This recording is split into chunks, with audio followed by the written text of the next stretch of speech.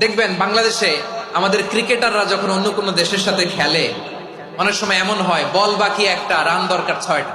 বল বাকি কয়টা? পটুয়াখালী বোঝে নাই বোধহয়। বল বাকি কয়টা? রান দরকার। আপনি দেখবেন ক্যামেরাম্যান তখন গ্যালারিতে খালি দেখায় দর্শকদের যে কি অস্থিরতা।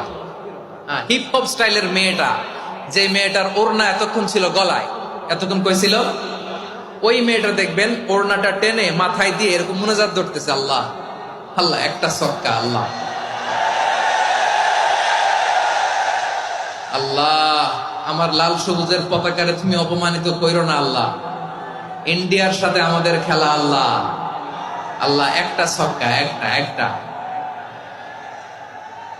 পুরো পুরো খেলা জুড়ে এই মেয়ের ওড়না ছিল গলায়, কিন্তু যখন 1 বলে 6 রান দরকার, ওড়না চলে আসছে কোথায়? মাথায়। আবার মুনাজাত আছে না নাই? ঠিকই বাংলাদেশের দামাল ছেলে এমন এক শট মারলো, বল চলে গেল স্টেডিয়ামের বাইরে, ছক্কা, জিতে গেলাম আমরা। পুরো স্টেডিয়াম জুড়ে চিৎকার, হই হুল্লোড়, মৌজ মাস্তি। যেই মেয়েটা মাথার মধ্যে ওড়না দিয়ে এতক্ষণ সুবহানাল্লাহ সুবহানাল্লাহ বলে আল্লাহর কাছে দোয়া করেছে, ওই মেয়ে এখন আবার ওড়না ফেলে দিয়ে নাচা শুরু করে দিয়েছে।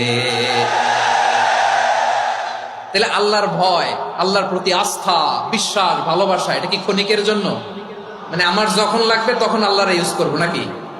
হ্যাঁ, বিপদে আপদে, সুখের সময় দুঃখের সময়, সচ্ছল অসচ্ছল অবস্থায় বিশ্বাসীরা ভরসা রাখে একজনের উপর। চিৎকার করে বলো, পটুয়াখালী তিনি কে?